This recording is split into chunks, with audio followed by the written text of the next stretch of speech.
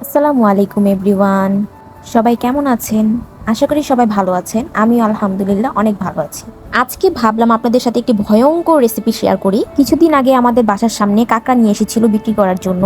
তো ওইটা আমি রান্না করে সবাইকে খাইয়েছিলাম। সবাই খেয়ে বলেছিল রান্নাটা অনেক মজা হয়েছে। সেদিন মজা পেয়ে আবারও কাঁকড়া কেনা হয়েছে। তো আমি ভাবলাম যে রেসিপিটা কেন না আপনাদের সাথেও শেয়ার করা হোক। দেখেন এখানে আমার ছোট বোন 1 কেজি কাঁকড়া কিনে নিয়েছে। দেখেন কাঁকড়াগুলো কি সুন্দর ফ্রেশ, একেবারে স্বর্ণের লাহান চকচক করতেছে গাইস।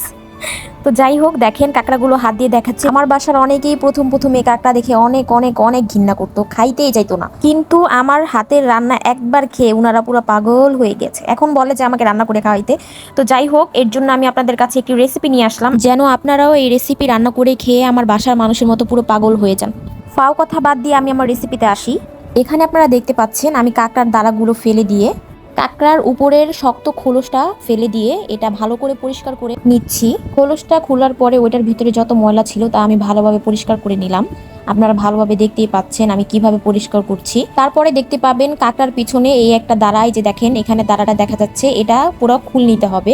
এটা রাখা যাবে না, এটা ফেলে দিতে হবে আমাদের। সবগুলো পরিষ্কার করে নেওয়ার পরে এখন ধুয়ে নেওয়ার পালা। আমরা হালকা গরম কুসুম পানি দিয়ে এটা ধুয়ে নিয়েছি ভালো করে। যে দেখেন আমরা কিভাবে ঘষে ঘষে ধুয়ে নিচ্ছি। কাঁকড়াগুলো ধোয়ার সময় আপনার হাত আপনি দেখে তারপরে ধুবেন, কারণ এখানে কাঁকড়া অনেক ধারালো হয়, আপনার হাত যে কোনো সময় কেটে যেতে পারে। আপনারা চেষ্টা করবেন গরম পানির ভিতরে হালকা লবণ দিয়ে তারপরে কাঁকড়াগুলো ভালোভাবে ধুয়ে নিতে, তাহলে কাঁকড়ার ভিতরে থাকা ময়লাগুলো আপনা আপনি বেরিয়ে যাবে।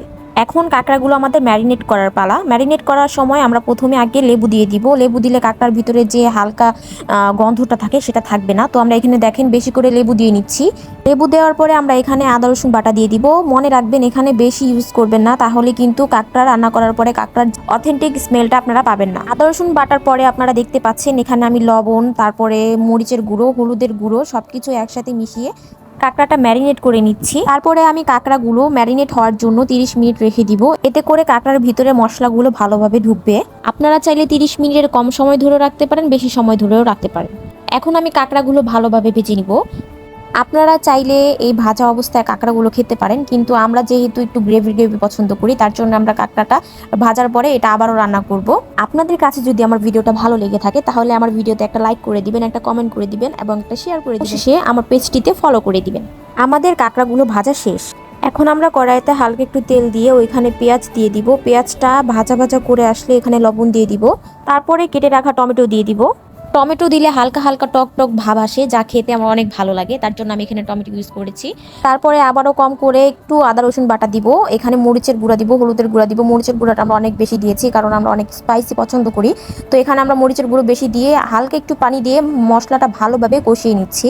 মশলা কষানোর পরে যখন দেখবো আমরা মশলা থেকে একবারে তেল ছেড়ে দিয়েছে তখন আমরা কাঁকড়াগুলো দিয়ে দিব এবং ওটা ভালোভাবে ভেজে নিব। কাঁকড়াগুলো ভালোভাবে ভেজে নেওয়ার পরে এখানে আমরা আবার পানি অ্যাড করব। পানি অ্যাড করে এটা ভালোভাবে 4-5 মিনিটের মতো চুলা জাল করব। ঘরে থাকা উপকরণ দিয়ে আপনারা খুব সহজেই এইভাবে মজাদার কাঁকড়া রান্না করে খেতে পারেন। আপনারা কে কে কাঁকড়া খেতে পছন্দ করেন তা কমেন্ট করে জানাবেন, এবং কে কে পছন্দ করেন না তাও কমেন্ট করে জানাবেন। তো কথা বলতে বলতে আমাদের কাঁকড়া পুরো রান্না শেষ। দেখেন এখানে পুরো পানি শুকিয়ে গেছে এবং তেল ছেড়ে দিয়েছে। তো ওই যে দেখেন কাঁকড়াটা দেখতে কি সুন্দর লাগছে। আমি এখানে আপনাদের হাত দিয়ে উঠিয়ে দেখাচ্ছি, দেখলেই খেতে মন চায় এরকম একটা রেসিপি। পুরো একেবারে লাল লাল ঝোল ঝোল রেসিপি। এটাকে এক কথায় বলা যায় ভয়ঙ্কর রেসিপি, কারণ এটা দেখতে ভয়ঙ্কর হলেও খেতে অনেক মজা। দেখেন আমরা কত মজা করে খাচ্ছি। কাঁকড়ার ঝোলটা এত টেস্ট হয়েছে যে আমরা এখানে আবার ভাত মেখে নিয়েছি। ভাত মেখে নিয়ে এখানে লেবু চিপে তারপরে সবাই আবার খাচ্ছি। এটা বেস্ট ছিল, এটা একদম বেস্ট ছিল। তো আজকের রেসিপি আপনাদের কাছে কেমন লাগলো তা কমেন্ট করে জানাবেন। তো আজকের জন্য এখানেই, আল্লাহ হাফেজ।